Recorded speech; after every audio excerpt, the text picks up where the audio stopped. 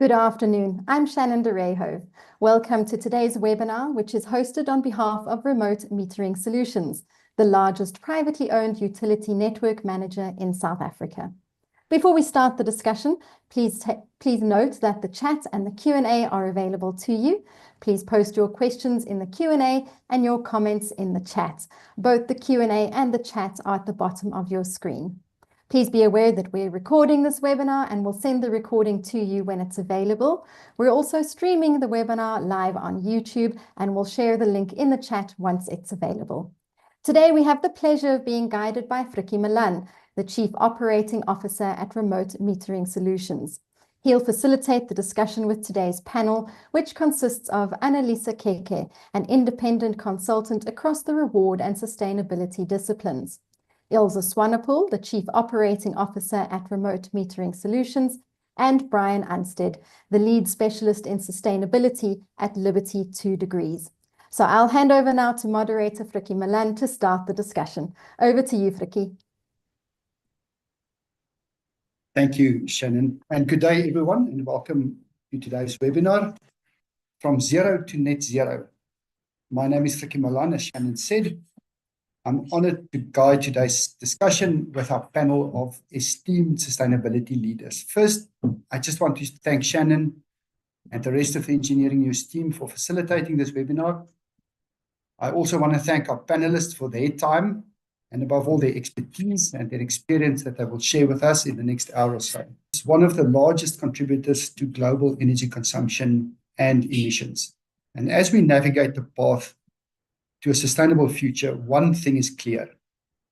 Our progress towards this imperative must be measurable, transparent, and accountable. And this is where credible sustainability reporting plays a crucial role.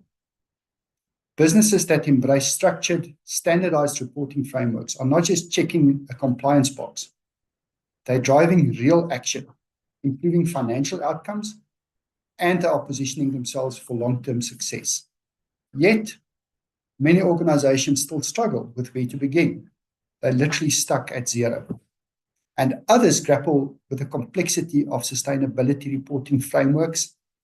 And some organizations are wary of the additional reporting burden. But one fact remains. The demand for credible, standardized, and investment-grade sustainability disclosures is growing. Stakeholders, from investors to tenants, from regulators to customers, want transparency. And they want to see measurable and significant progress. And that's why today's discussion is so important.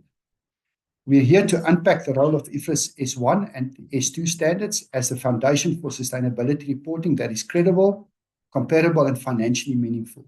We'll discuss how transparent disclosures can unlock financing opportunities, enhance stakeholder confidence, and accelerate the net zero transition. And most importantly, we'll explore the practical steps that organizations can take to move beyond commitments and drive real, measurable progress towards net zero. To help us navigate these critical topics, we're joined by our panel of industry experts who have been at the forefront of sustainability strategy, reporting, and implementation. So let me introduce our panelists. Our first panelist is Anelisa Keke.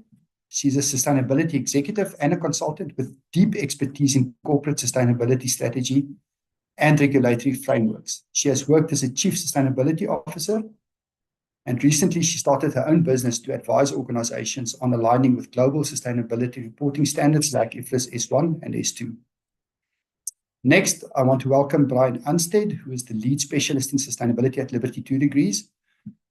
Brian was also the immediate past chair of the Green Building Council of South Africa, and he has played a critical role in integrating sustainability at scale within the commercial real estate sector, and he's leading L2D's net zero initiatives.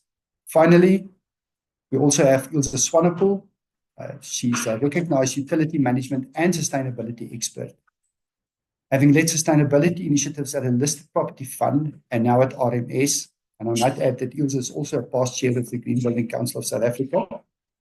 Ilse brings a unique perspective on the intersection of energy management, ESG reporting, and strategic decision-making in the built environment. I've thanked all the panelists, but Ilse, I want to thank you again for your participation in today's webinar. Ilse should actually be in bed. She's recovering from, well, she's in the middle of a COVID that struck her over the weekend. And Ilse, thanks for going more than just the extra mile by being here today.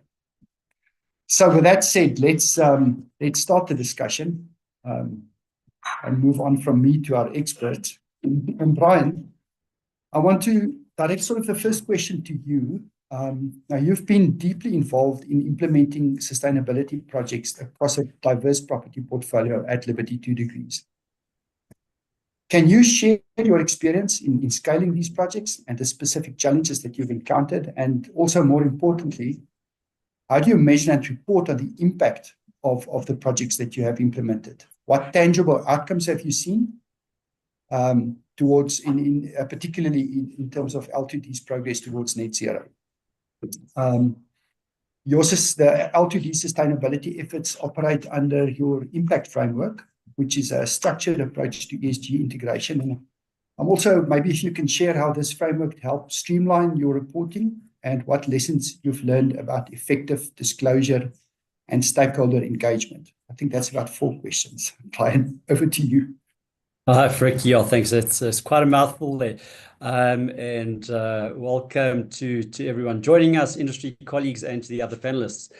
Just for clarity, the L2D portfolio is mainly large format retail assets. So we're not completely diversified as much as some of the other funds, the property funds. Our focus is far more on retail. And yeah, I've been involved as part of a broader team within L2D for a number of years on the sustainability initiatives. And it started relatively small, but we had big plans, and that's why we've been driving these net zero targets. So the plans translated into commitments, and that's what we're seeing the fruits of now. So it really is around a lot of planning. So I recall the first solar project that we did, which was commissioned in 2018 at Midlands Mall in Pietermaritzburg. And it required such a rigorous process because there was so much uncertainty and unknowns, and there was a lot of reluctance. And once that was up and running, we had a much better sense of confidence in the systems, in the ability, in the performance of the systems, and it became a lot easier all around. So everything from the procurement process, the project management, the feasibility analysis, and of course getting it over the line in terms of approvals and funding. And now our developments team rolls out a number of these projects, and it's really a well-oiled machine that's able to churn out these solar systems. The challenges encountered, it's really a lot around the unknown. So at the time that we started with our solar ventures, we didn't know who was credible in the market. Suddenly everyone was a solar expert, whether they were accountants, engineers, used car salesmen. Everyone was a solar expert and a solar salesperson all of a sudden. And the solar industry was nowhere near as sophisticated and mature as what it is now. So it was about managing the risks from a corporate perspective, and understanding who we were partnering with, and really getting a good feel that we could deliver on the project and that it was a good viable investment.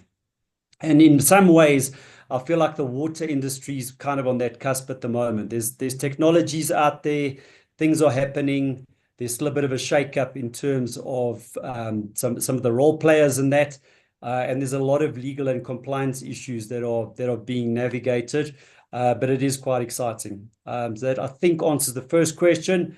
Your second question related to reporting and measurement.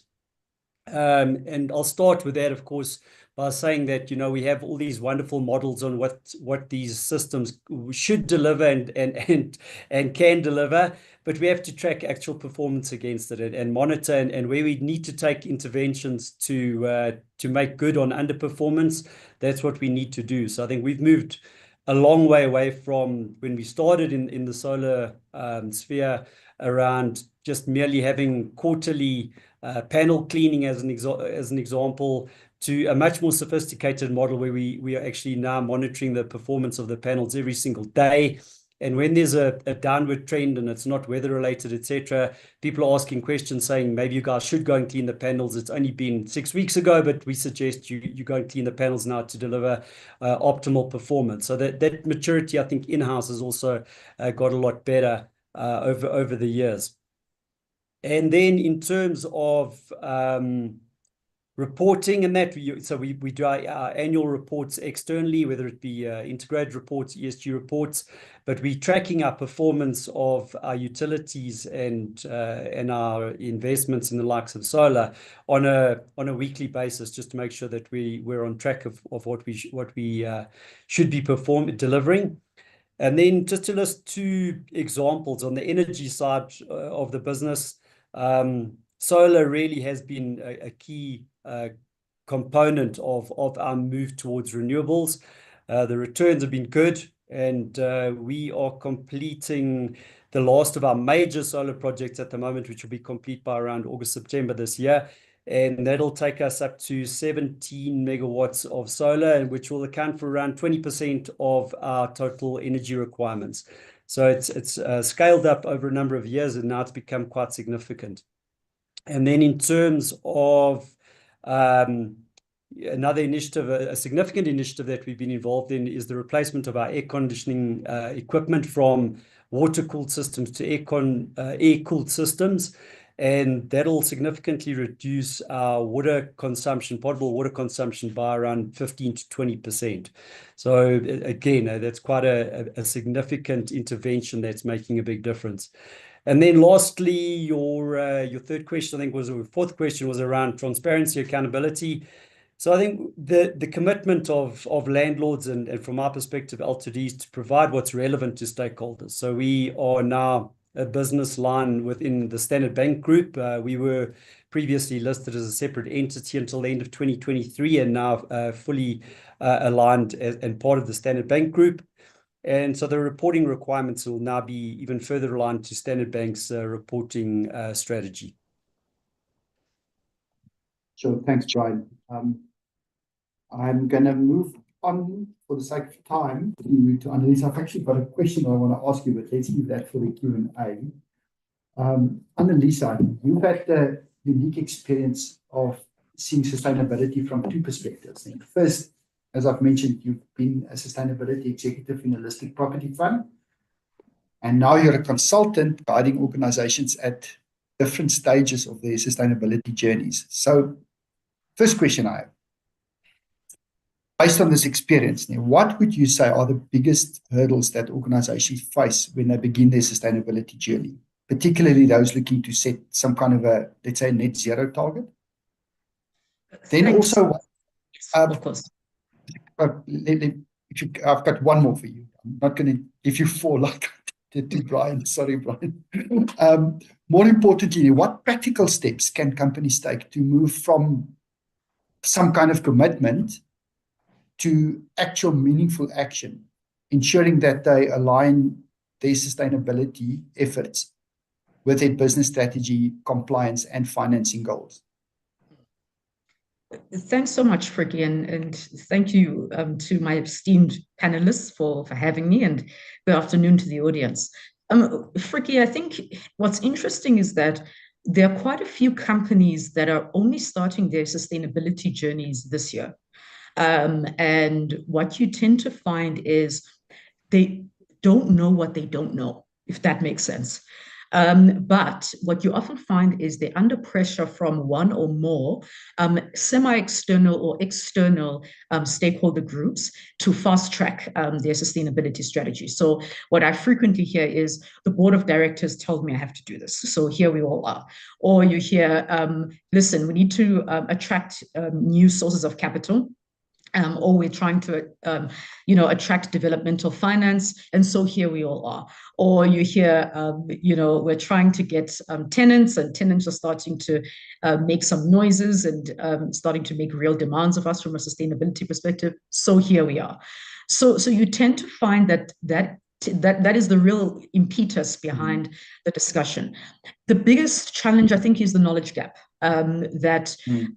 Because they're under pressure from these external groups, they tend to overcommit So they're over-promising, and then unfortunately they tend to under-deliver.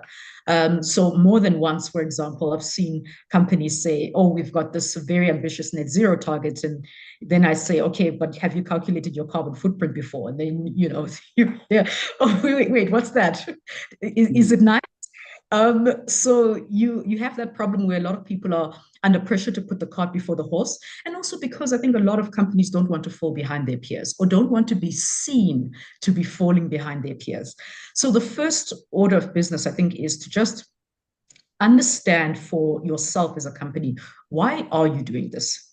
Because if you're not clear as to the business rationale for going down this path, you will struggle to get buy-in, certainly internally, because, realistically, people don't want to be compelled to all of a sudden start doing activities that are outside of the normal course and scope of the business, unless you give them a compelling reason as to why, in the long term, this is in the business's best interests.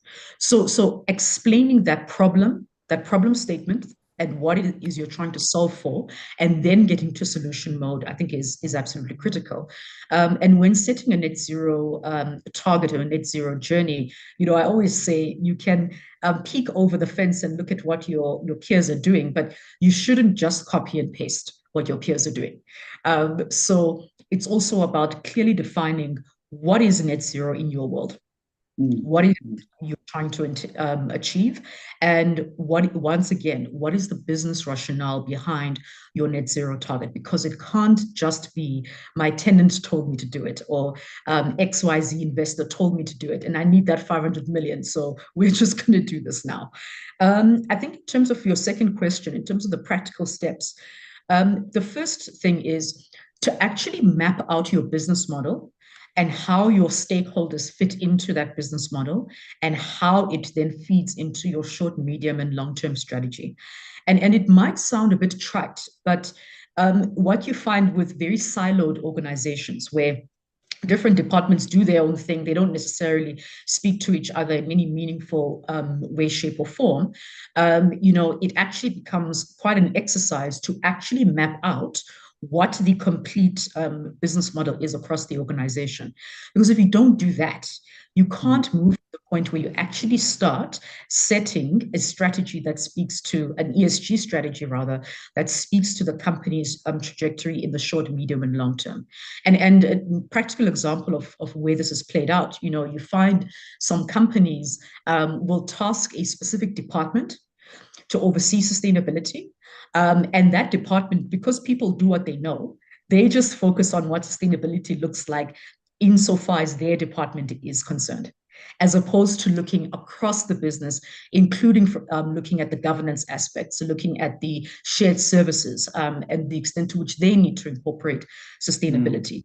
So you tend to find that siloed thinking does creep in, and it's important for any company starting this journey to understand that for a sustainability strategy to hold any water, you really need to break down silos, and you need to break them down quite aggressively, in order to make sure that your strategy actually properly identifies all of the material aspects to your strategy. And I know I've been long-winded, but just give me one more minute. I think the last thing I want to add is you need to also assess the aspects of sustainability that are material to your business. And once again, not just copying and pasting whatever your peers are doing at the time.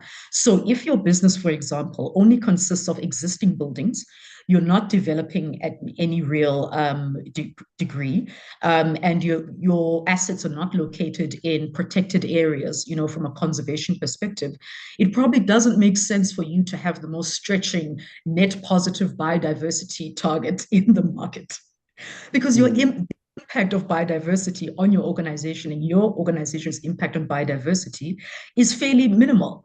So I think it's about just applying that common sense principle to say, focus your resources, especially when they are limited, on the aspects of sustainability that are really going to make an impact on your business. Thanks, Frikkie. Thank you, Anelisa. You mentioned sort of this breaking down of silos, and I think it's sort of really keen to pose my next question to Ilse, because she's one of the few professionals in the industry that she has extensive expertise in sort of both utility management and sustainability, that breaking down of silos, I guess. And these two fields are becoming increasingly interlinked. And data is playing a pivotal role in both utility management and sustainability. So Ilse, having said that, with that sort of convergence of utility management and sustainability, how do you see the relationship between energy and water efficiency, cost savings and sustainability reporting evolving in the near future? And second question, do you believe that companies with credible sustainability disclosures and demonstrable utility cost savings will have a competitive advantage in attracting top-tier tenants and investors? Okay, thank you. It's a great question. Thank you for having me today as well as one of the panelists, and good afternoon to everybody out there that's listening to us today. Frikkie, I think you've hit the nail on the head there by touching on something that's really important, because we're definitely seeing that. We're seeing that very strong convergence between utility management and sustainability. And I believe it's actually a convergence that's going to accelerate rapidly over the next few years, especially in the real estate and built environment sectors. And maybe if I can start off by giving some context. Initially, utility management's primary role was to measure consumption and make sure that we accurately bill and recover from our tenants, often serving as a profit center, essentially, to landlords rather than a tool for promoting operational efficiencies. But I think this perspective we've seen shifting effectively so fast that almost the market is struggling to keep up. So it's becoming all about the data. It's becoming all about the efficiency, and that need to have measurable energy consumption, measurable water consumption, to manage cost, to ensure reliability is becoming critical, I think, for the majority of property owners out there. But where things are evolving now, I think, is that utility data is even no longer just an operational tool. It's becoming strategic. And I think especially companies and organizations that start to take their ESG and sustainability commitments seriously, we will continue to see this trend. I mean, more and more, we're seeing the need from clients and from property owners for a single source of truth data repository, if I can call it that. Because effectively, the same data you need to manage your utilities effectively is often exactly the same data that you need to report on carbon emissions, track your target to your progress towards your net zero target, and ultimately demonstrate sustainability performance to investors, to tenants, to regulators. So in fact, I'd actually argue that without accurate and granular utility data, it's almost impossible to do credible sustainability reporting. And I think maybe a practical example of this would just be, and Lisa's touched on the siloed approach as well, but I think, teams are often frustrated because the data lives in a different silo to where a lot of the action is taking place within these property companies as well. So a very simplified practical example is, let's say we've got a property owner that wants to do a net zero certification on carbon in one of their buildings. That certification relies on the availability of verified and accurate energy consumption data. And that data is typically drawn from utility management systems and smart meters and sub-meters and building management systems. So if that data isn't accurate or isn't available in the right format, the entire certification process sometimes just stalls. And I think it goes beyond certification as well. There's a real commercial incentive here as well. I think blue chip tenants and institutional investors are increasingly demanding transparency on their environmental performance of the assets they lease or invest in. And I've seen firsthand how landlords with credible data demonstrating lower cost of utilities, lower emissions intensity, are able to command higher tenant demand and negotiate better financing terms. These are real financial outcomes, not theoretical benefits. I think in terms of how I see this convergence play out in the short term, I think there's probably 3 key trends to watch. I think the first one is utility management as a sustainability enabler. In my view, utility management teams will increasingly be seen as critical to achieve sustainability targets. I think traditionally these teams have operated very much in the background, but they're now moving to the strategic spotlight. Their ability to measure, to monitor, and to drive reduction in consumption directly impacts emissions reporting, cost savings, and even tenant engagement. Traditionally, their role was very reactive. It was almost a once in a month kind of thing.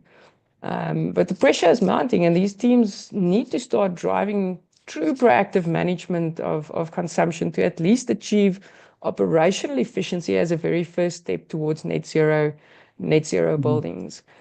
I think that's a key trend to watch. I think integrated data platforms is probably my second point here.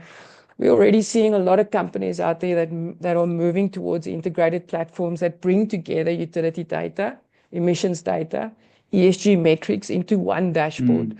And these platforms are not only there to support real-time operational decision making, they're there to help that operational decision making. Let me put it a different way. It's platforms that can help identify facilities managers if they have abnormal water consumption or a spike in consumption that they need to respond to. But it also enables companies to automate the data that they require for sustainability reporting and various sorts of frameworks like IFRS S1 and S2.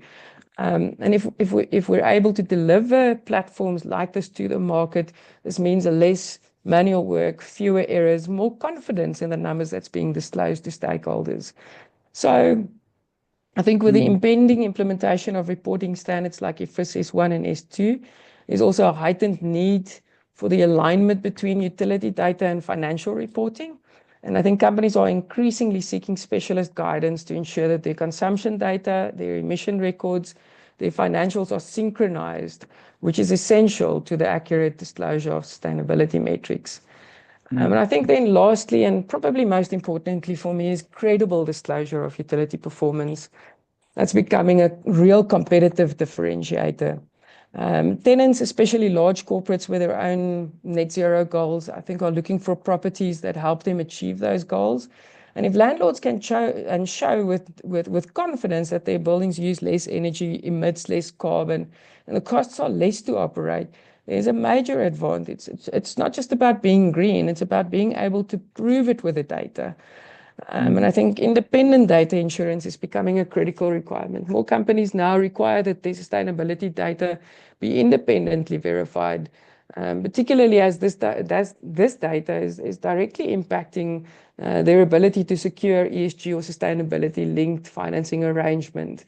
And this trend just underscores the growing importance of data integrity in environmental reporting. So yes, to your point, Frikkie, I think landlords that can provide this level of credible disclosure are in a stronger position to attract and retain ESG conscious tenants. They're better positioned to access green financing opportunities. And they're also in the position to start future-proofing their assets against regulatory impacts. So I think this convergence, to wrap up, between utility and management and sustainability isn't just inevitable, it's strategic. It's moving from a reactive to a proactive value creation strategy, and using data as the bridge between those two worlds. So companies, I think, that will embrace the shift will not only meet their sustainability goals, but they will position themselves as leaders in a highly competitive and increasingly regulated market as well. Thanks, Ilse. And you know what went through my mind as you were answering the question, and we talked about convergence. We touched on utility and sustainability, but I think you also talked about sort of the operational impact, and Brian certainly also referred to using data to, let's say, optimize the performance of these sustainability related assets, renewable plants in your portfolio, Brian, and how important that is. And again, data drives that decisions. The example that you gave around panel cleaning, that decision was triggered by having the right information and the right data. So at some point, I think we need to start also to bring IFRS S1 and S2 into the conversation. And Anelisa, I'm going to ask you the next question. So there's already a lot of sustainability, ESG frameworks, ratings, indices, and now we have seen the rise of IFRS S1 and S2, and it's on the horizon and it's imminent. So how do IFRS S1 and S2 fit into the picture? That's already quite complicated. I guess some companies could view them as an added reporting burden. Other companies maybe see them as an opportunity, them being S1 and S2, for greater transparency and for maybe access to financing. So here's the question. In your view, how do IFRS S1 and S2 complement existing reporting frameworks? And what value do they bring to the business? And then could these standards in some way accelerate the transition from zero to net zero by making the reporting of sustainability performance more transparent, comparable, and probably most importantly, investment friendly? Thanks, Frikkie. And I think right at the outset, it's probably a good idea for me to explain to some of our audience members what IFRS S1 and S2 are, because I think the jargon in the sustainability space tends to fly thick and fast. So let's start right at the beginning. So essentially, IFRS is the organization that issues global accounting standards. Okay. IFRS typically has focused on financial reporting. However, in 2023, they released 2 sets of standards on the reporting of sustainability-related financial information. And I want to explain what that is. But basically, they released 2 documents. One of them is called IFRS S1, which relates to general requirements for the disclosure of sustainability-related financial information, and IFRS S2, which focuses on climate-related disclosures. And the point of both of these standards is to set out the short, medium, and long-term sustainability-related risks and opportunities that are relevant to primary users of financial statements, jargon aside, that's investors and funders. And ultimately, it is aimed at shedding light on the impact of these risks and opportunities on the financial prospects of the company. So that's the mouthful, but that's essentially what they're trying to achieve. So first of all, let's break down what that means. You are focusing it on investors and funders. You'll notice how that doesn't include communities, it doesn't include customers, it doesn't include suppliers, I could go on. And secondly, it is focusing on those risks and opportunities. Frikkie, what you'll typically find is companies have got, even the more developed listed funds, they've got very developed risk frameworks. But their risk frameworks tend to be very scant when it comes to talking about opportunities. And the IFRS standards want you to do both. So you've got to talk about your risks and opportunities in the short, medium, and long term. So it is up to the company to actually define in their context what is short, medium, and long term, bearing in mind in the real estate context, real estate is a long-term asset class, yes? So it would be strange to have a long-term period that's like 5 years. I mean, you know. And so those are kind of the key elements you need to be aware of when you're talking about the IFRS standards. Now, you asked me, what about all of the frameworks and the indices and this and that and the third? Generally speaking, the IFRS standards are not meant to replace them. And, you know, there's a lot of hype around the standards in the market. You know, people are behaving like they were handed down by Moses, you know, like the 10 Commandments straight from Mount Sinai. And it's like, not necessarily. The point of the standards is to set a baseline. Because up until this point, one of the key criticisms from local and global investors is they're not able to compare apples with apples. Because company A is using the Global Reporting Initiative standards, right, which focus on impact materiality, the impact of the business on its external environment. Then you have company B that's using its own very obscure standard or index. And as a result, you're not comparing apples with apples. You don't know which companies are actually pulling ahead from a sustainability perspective versus the ones that are perhaps laggards. So the point of the IFRS standard is to say, make sure if you want to use those additional frameworks and indices and so forth, feel free to do so, but the IFRS standards are the baseline of your reporting. They're not compulsory in South Africa yet. Quite a number of countries have coded them into legislation, including Nigeria, and I think Kenya as well more recently.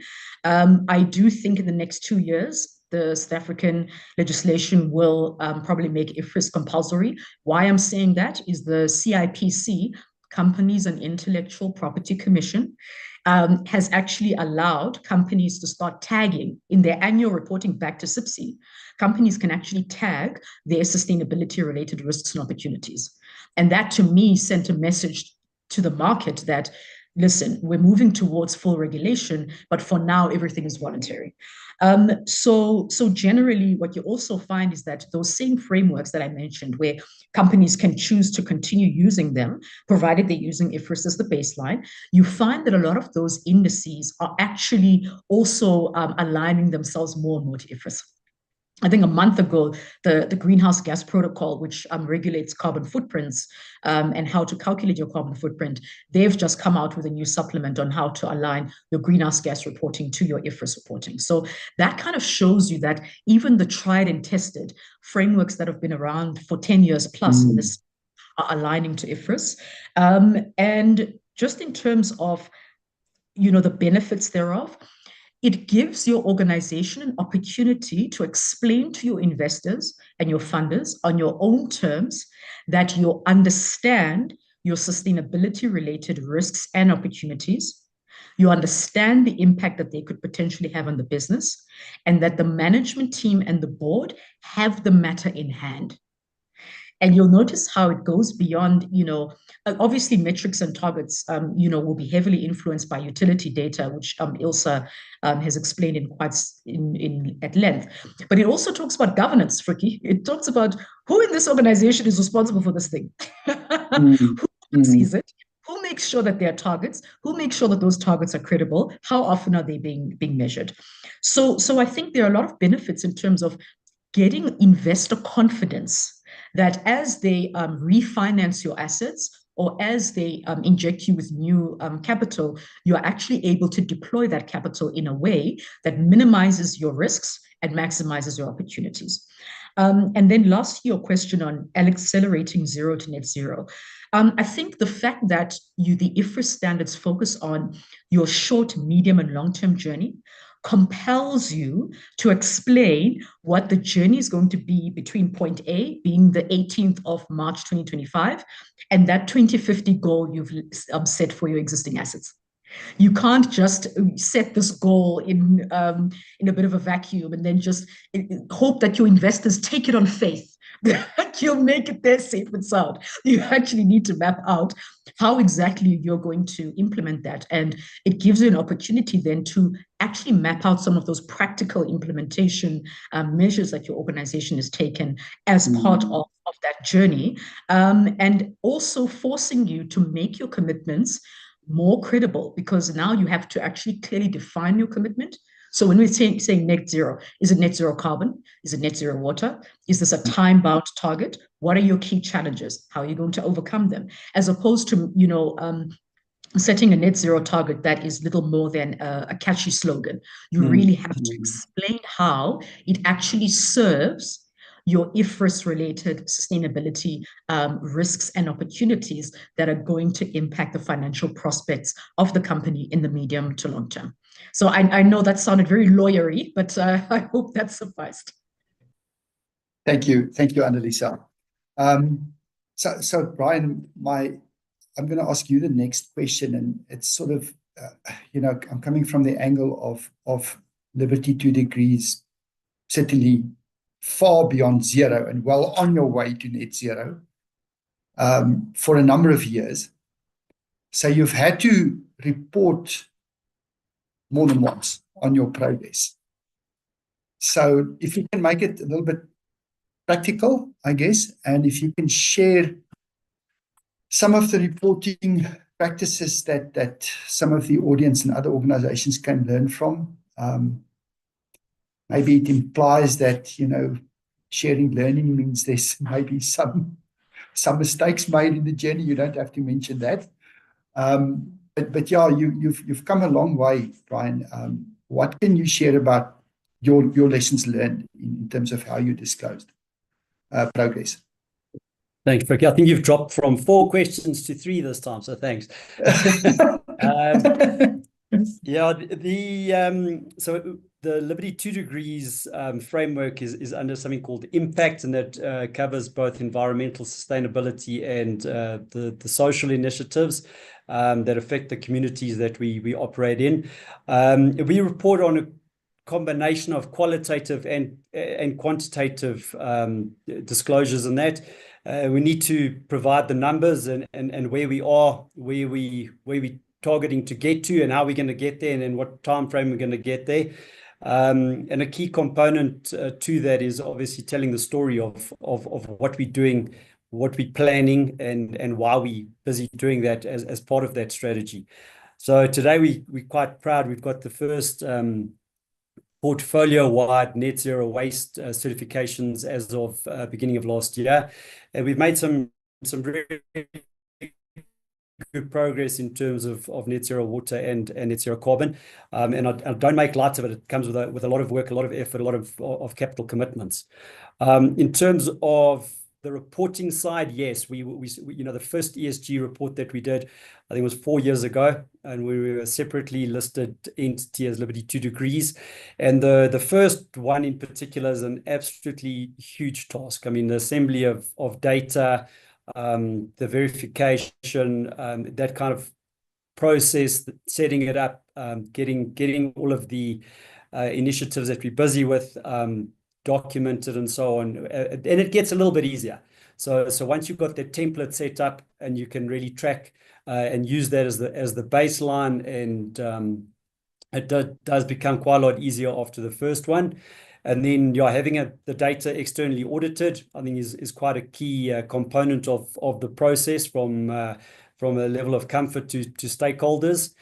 And we also have provided commitments in terms of capital spend on what we're doing as a business to try and get there. And these commitments are big. I mean, in terms of property assets, they're expensive assets, and to move the needle, it takes a lot of money, and they're big systems. So they take tens, if not hundreds of millions to make a difference, and you've got to have that commitment behind you. So in terms of reporting practices, just the last component of my response on this. So they take a lot of time and effort and resources, and it's got to be backed. So I think, yeah, the mention was made earlier about, you know, box ticking, or you can't make light of these commitments to make them meaningful. You've really got to have everything behind you, the finances, the people, the board commitment, management commitment. You've got to rally the operational side of the staff and the teams, and property management, facilities management. Everything's got to be aligned to make a difference. And then, yeah, the word we've heard a lot today, data. It's yeah, and the single source of the truth. It's not quite as easy as was what one would think, even though we're in 2025. There's still a lot of Excel spreadsheets that are bandied about as a sense of comfort. We've got all these great reporting tools and graphs and all sorts of things, but yeah, it's absolutely critical to this process. I mean, and also interested to hear that alignment, I think, that Ilse was talking about, between utilities, facilities, as well as the sustainability and the sustainability reporting side of the business. That convergence is certainly happening very, very rapidly and absolutely critical. I mean, just working absolutely hand in glove to make sure that you've got a handle on these numbers, and again, to make sure that the systems are performing as well as they should be, and you don't find out 3 months, 6 months later that they're not performing as well as they need to. You've got to take immediate interventions to make sure that you're back on track, so that data is absolutely key to this journey. Sure, thank you, Brian. Ilse, last one for you. We heard a lot today about sort of the benefits of credible sustainability disclosure. We heard success stories. We heard about progress towards net zero that's made by the likes of Liberty 2 Degrees. What about companies that are not taking any action? For businesses that, for whatever reason, choose to remain on the sidelines, what are the biggest risks of doing nothing, whether that's from a regulatory, financial, even reputational perspective? And again, if you had to project a bit into the future, what would that future look like for companies that delay their sustainability action? How might things like investor expectations, market dynamics, and regulatory changes affect them? What's your view on that? Yeah, Frikkie, a fantastic question, a critical one, I think, as well, but not an easy one. So, look, I think we're at a point where inaction on sustainability is it's not just a missed opportunity, it's a material risk. Many companies are beginning to understand that the benefits of credible sustainability disclosure is there, but what we need to really confront are the consequences of doing nothing, as you say, especially in the built environment sector. So, I mean, if I can potentially just start with a term, it's one of these terms that's thrown around, is the term a stranded asset. So in simple terms, I mean, a stranded asset is something that loses its value before the end of its expected life. Often because it can no longer be used or sold or leveraged the way it was leveraged before. And in real estate, I think this could be a building that becomes too energy inefficient, too carbon intensive, too costly to upgrade. And as a result, tenants just won't lease it, investors won't fund it, and then insurers might begin to pull back on it as well. And I think global markets show us that we are starting to see real world examples here. Where properties that can't meet certain energy performance standards or carbon regulations are facing very steep retrofit costs, very serious financial penalties, and reduced valuations. And these legislations are being released on an almost weekly basis in the Americas, Canada, as well as in Europe. And I think as more cities and countries adopt net zero building codes, and as lenders and asset managers apply stricter ESG criteria, the risk of buildings becoming stranded assets is very, very real in the life of a property owner. So companies that are not actively measuring and managing and reporting on the utility data, the energy, water, waste, emissions data, they don't know where they stand. And I think Anelisa said it well, they don't know what they don't know. I mean, they won't be able to identify these risks early enough, and they certainly won't be prepared to mitigate them before there's real loss in asset value potentially. So yes, I mean, this is where credible data and sustainability disclosure becomes essential, not just for ESG reporting, but for protecting asset value. So yeah, you touched on a couple of those regulatory risks. Absolutely, buildings that don't comply with future emission caps, energy codes, might face penalties from carbon taxes, other financial penalties. I mean, municipalities in South Africa, particularly those aligned with the C40s, are moving towards net zero standards for both new buildings as well as existing buildings. And if your asset doesn't comply, again, you may face hefty costs to retrofit. So, even worse, they may become unlettable.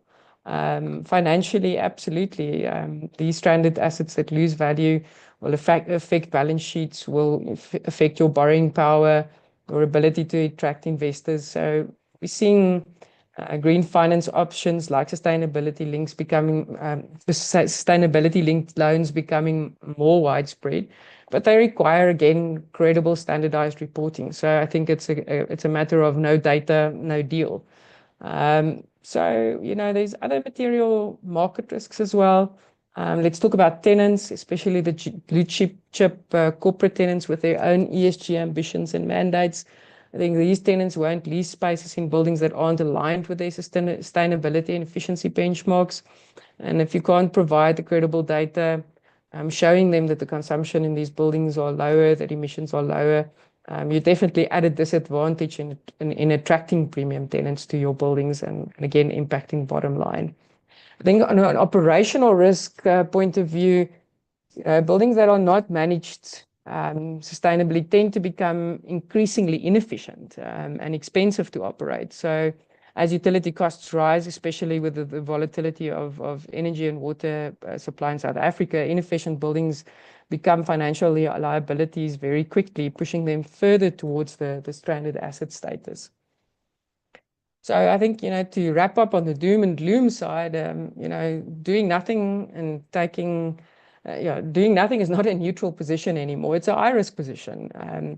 Whether through regulatory penalties, declining asset values, or loss in market relevance, organizations that fail to act are heading toward increased exposure and decreased competitiveness.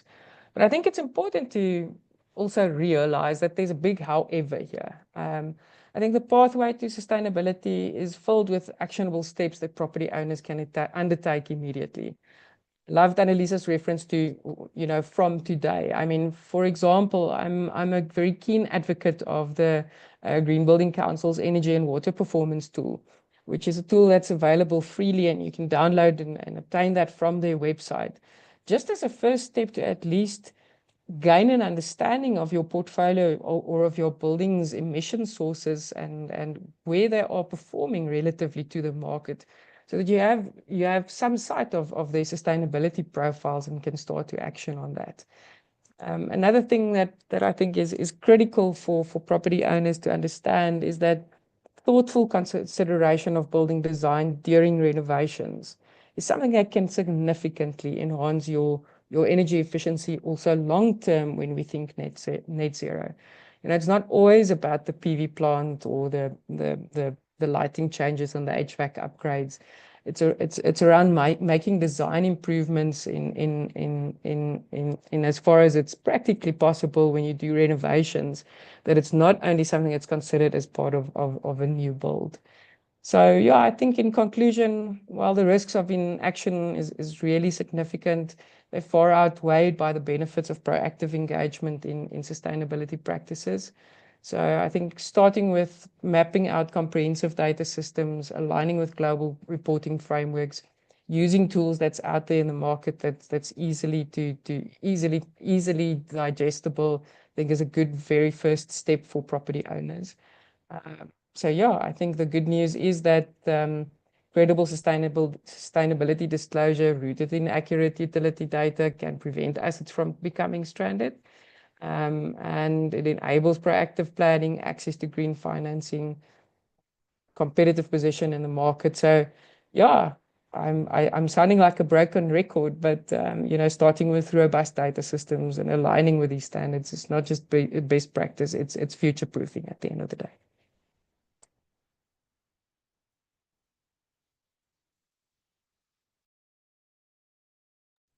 Frikkie, you're on mute, I think. I think Frikkie's on mute. I am on mute. Thank you for that. We had to use those words at least once.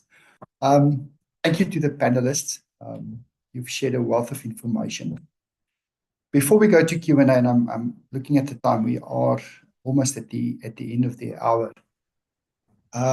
If you can maybe just wrap up with top 3 insights, would be tips, pitfalls, whatever. I mean, a lot was said.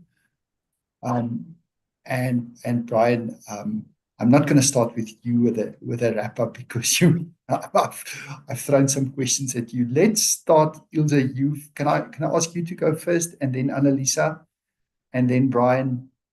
3 tips, 3 takeaways, and then we can go to Q&A. Yeah, I'll try and be very brief, Frikkie. In the interest of time, I think strong leadership commitment is something that is always spoken about, but I think achieving these things comes from not only strategic vision, but strong buy-in from senior leadership, from actually leadership on all levels within a company. I think Anelisa has spoken about it very nicely around this kind of sustainability often just becomes one department or one team's kind of problem, and they need to deal with it. But I think strong leadership commitment and strong alignment within a company as to the core objectives for their business that they want to achieve in terms of this, allocating the right resources, knowing where they want to go, is critical. I think another key takeaway for me is, and I think it's come from what Brian has said, other than me just harping on about data, is that data-driven decision-making is becoming paramount to the process. And I think then the last step for me is, it's don't underestimate the statements and the commitments you made. I think Anelisa to an extent also spoke about this. Spend the time before you make the commitment. Spend the time with experts in the industry, partner with guys that have good knowledge about this, and understand the lay of the land before you just dive into the pool and get yourself in all sorts of trouble. Thanks, Ilse. Anelisa? Thanks, Frikkie. I think my top three would be, number one, guys, start at the beginning. I think there are honestly companies that honestly believe that they can go from zero ESG strategy to full IFRS reporting in the space of 12 months. It's not going to work that way. Start at the beginning and start small. And as Ilse and Brian have said very eloquently, start with your data. If your data is soft or your internal controls are not there, everything you say effectively can be called into question at some point down the line. The second one, just touching on what I said earlier, is that get buy-in for what it is you're trying to do. I've seen a lot of young people, especially, who are often co-opted into the space, right? So they're not trained sustainability specialists, but they're from a completely different discipline altogether. And then you find that they don't have the buy-in. So I think, in my view, change management is a bit of a lost art, but in sustainability, change management is absolutely essential. Otherwise, you have what I've also seen, where your sustainability strategy sits right at the top of the pyramid. It's a board pet project, and it's not filtered down at all, because that change management element was simply neglected. And the last one is, consult often and consult widely. Speak to your peers, speak to the specialists, as Ilse has said, speak to your tenants, speak to the banks. For another client recently, I've actually been speaking to senior heads of corporate and investment banking at the different banks. And they are deeply concerned about ESG adoption levels, and they are deeply concerned about EPC compliance. And so now you're almost back to what Ilse said about stranding asset risk. People are holding on to these assets that do not meet this changing market requirement. And one day they're going to apply for refinancing and be turned away at the door to say, no, this asset is a brown asset. I need to report a credible emissions reduction in terms of my financed emissions, and your asset doesn't help me serve that purpose. You show yourself out. So I think we really need to start consulting more widely to understand within our ecosystems what it is our customers and what it is our funders and our investors actually want when it comes to sustainability, and to what extent can we actually meet those requirements. Thanks, Frikkie. Thank you, Anelisa. Brian, your three insights. Very, very briefly, because I know we're running out of time. I think there's quite a lot of overlap with Anelisa and what Ilse have responded to already. I think, it's got to become embedded in the business. It's got to become a way of doing business. It can't be a bolt-on. It just doesn't work in a business when sustainability is seen as an outside thing that's trying to infiltrate. And then, timing-wise, the process is quite slow, so there needs to be realistic targets that are set. And a gap analysis, starting, an honest assessment of where you are, where you're likely to get to, how much you're prepared to commit financially, resources, etc., and doing that gap analysis. And then just there's a commitment. There's got to be a way of the sustainability team members telling better stories, getting everyone along for the journey. why you're doing it, what the benefits are, and not this kind of approach just telling people this is what you have to do. It's really got to get buy-in from everybody, and starting with the C-suite, and then getting everyone along for the journey, I think is key. Otherwise, it just doesn't work. Thank you, Brian. Thank you, Anelisa, and thank you, Ilse. Let's go to some questions. I see my finger posted a question, which I'm going to paraphrase a little bit. I think the question relates to sort of if you had to spend money, and you had to choose between, let's say, getting some kind of sustainability certification for a building versus spending the money to actually drive down consumption and having that verified by a third party. Is there a business case for that certification that you can maybe trade off against the maybe more tangible ROI of reducing consumption with some intervention? How would you spend the money? I don't know who wants to jump into that one. Frikkie, if I may, I'll give it a stab very, very quickly. I think it depends ultimately on what it is you're trying to achieve. So the actual interventions to actually improve the environmental performance of the building, in my view, should always take precedence. But once again, it depends on your strategy. If your strategy is to have an independent, verifiable kind of certification of your building in order to qualify for a use of proceeds related green bond. So for example, you're actually raising a bond in the market and you're going to use the proceeds of said bond to fund green assets, you need a certification. Because ultimately the market is, especially when it comes to handling their money, they're not just going to take your word for it. But similarly, I think certifications help you in establishing a portfolio-wide baseline for how far your portfolio is from reaching those loftier goals that we've been talking about throughout the discussion. So, it's just important to understand what it is you're going to use the certification for, and ultimately not neglecting those key interventions that are actually going to be required to improve the overall environmental performance of your building. Thanks. Thanks, Anelisa. Does anybody else maybe want to add to that? Very similar view. It depends why you're doing it. But you'll probably find that your costs of certification are a fraction of what your interventions and that would be. But yeah, it all depends on your strategy and why you're doing it. Thanks, Brian. Another question from Peter is asking, how would you convince a reluctant property owner to pursue energy management and reporting of the efficiency of your portfolio if they're starting from a position where they sort of box tickers? How do you get them to invest, I guess is the word, become invested in taking meaningful action? I'm so tempted to answer, but I think Brian might be the better one to answer, because I almost want to piggyback off something. No, go ahead, Ilse. I think Brian mentioned something which sparked with me.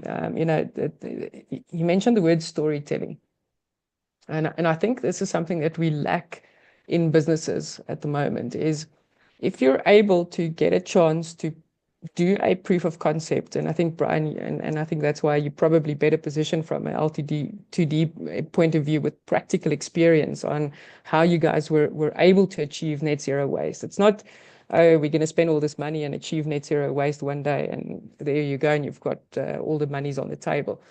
I think we need to become better at storytelling, and by storytelling I mean proper case studies backed by the right data, the right financials to support it. Because I think to respond to that question, it becomes a simple ROI thing in many instances. Now, not everything is necessarily ROI driven at the end of the day when we talk sustainability, but I think specifically to Peter's question, energy management in this country is one of those absolute no-brainers where, there's definitely a financial case to be made.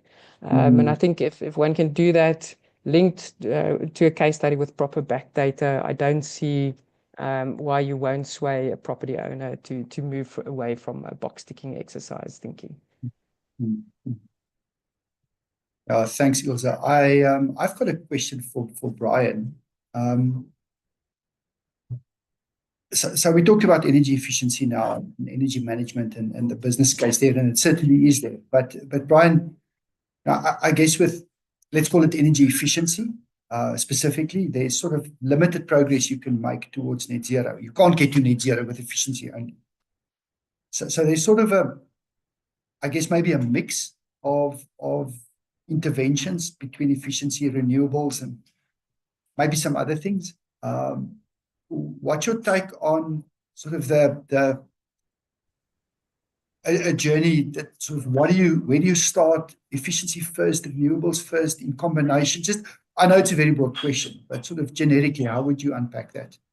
I run all of them concurrently. I mean, the efficiencies in that can happen, and there's a lot of no cost and low cost interventions that you can take in optimizing temperatures of your malls, and when you start up your systems and that kind of stuff.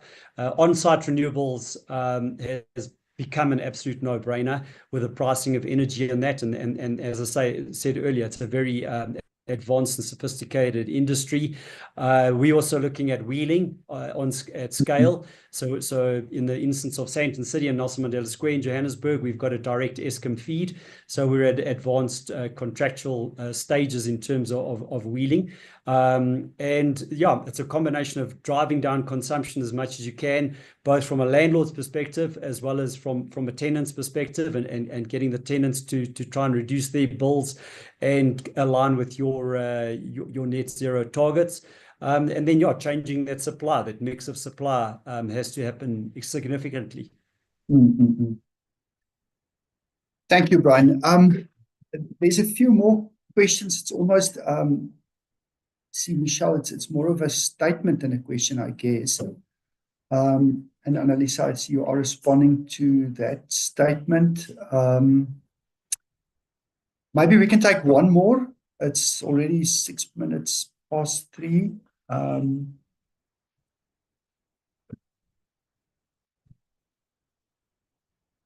Let's see this question here from Andile. Ilse, it's directed to you. How do you ensure data reliability and integrity where unreliable data would compromise the reporting aspects? So it's about data quality and integrity. Yeah, I think, Andile, a fantastic question. And I think it's a very real world example. And I think, there's probably not a property owner out there in terms of ESG reporting that has not struggled with this. I think the reality of the situation is that, data, you will have instances where data will not always be, let's call it 100% accurate. And then also Brian touched on this, data is scattered between different sources. I think, if we practically take something like metering information, so, if you do not have bulk check metering installed at a building, you're relying on a council bill for data, that data may not be accurate. The trick here, I think, is to have a proper defined process in place as to how that data will be treated once any corrections to the data has to be made, okay? And I think that defined process is really key. And I think a lot of property owners are reporting and then they discover issues with reports and they're being left with egg on the face at the end of the day because we didn't disclose the data accurately. Although if we work around an assumption of where things can go wrong and how we will treat them when they go wrong, I think a framework like that, which is methodically, and I can't stress this enough, methodically documented in a way that would make sense to parties and stakeholders, I mean, it is something we can overcome. The biggest thing here is I think that people are leaving the data interrogation for when you get to the reporting deadline. And I think that's probably the biggest driver of mistakes within data validation and data integrity, although there might still be mistakes that creep in, but 99% of the mistakes you will avoid when you start to look at your reporting on a regular interval with the right kind of benchmarking in place, the right kind of validation tools provided through platforms like these integrated data platforms that we spoke about it. So I think, that's probably the 2 ways that I'll kind of encourage you to overcome that problem. Yeah. Thank you, Ilse. So when the Creamer Media team briefed us on the session, they said it's okay if we go over time, which we've done.